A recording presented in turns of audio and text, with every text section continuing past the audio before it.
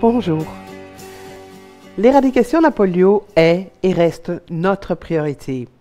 Mais la Fondation du Rotary International et les Rotariens financent des dispensaires, des formations et nombreux sont aussi les Rotariens médecins qui offrent de leur temps pour participer à des campagnes de vaccination ou opérer de la cataracte des patients dans le désert marocain ou ailleurs. La lutte contre le sida et le paludisme est également soutenue par nos Rotariens. Prévenir et traiter les maladies, c'est aussi permettre l'accès à l'eau potable. Les Rotariens soutiennent la recherche. Espoir en tête en est un excellent exemple.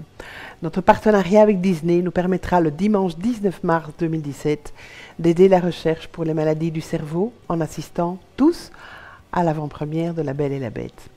L'OMS considère l'accès aux soins de santé comme un droit fondamental propre à chaque être humain, droit qui devrait être garanti de manière égalitaire et universelle. L'inégalité domine en matière de soins de santé et influe sur l'espérance de vie, au niveau mondial mais aussi au sein d'un même pays. Un Belge sur 6 renonce à se rendre chez le médecin pour des raisons financières. Le niveau d'éducation semble être un facteur primordial pour expliquer les inégalités. Un Belge de 25 ans sans diplôme a une espérance de vie de 3 à 5 ans inférieure à un Belge diplômé d'études supérieures. L'inégalité est particulièrement marquée dans les pays les plus pauvres. L'espérance de vie à la naissance en 2013 était d'environ 76 ans en Europe, contre 58 ans en Afrique, selon les chiffres de MSF. Et près de 7 millions d'enfants de moins de 5 ans sont morts dans le monde en 2011. Plusieurs raisons expliquent la difficulté d'accès aux soins dans certaines parties du monde.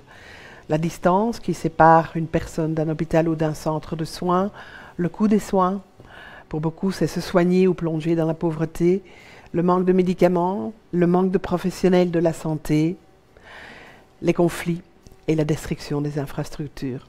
En 2005, les États membres de l'OMS se sont engagés à parvenir à la couverture sanitaire universelle pour tous.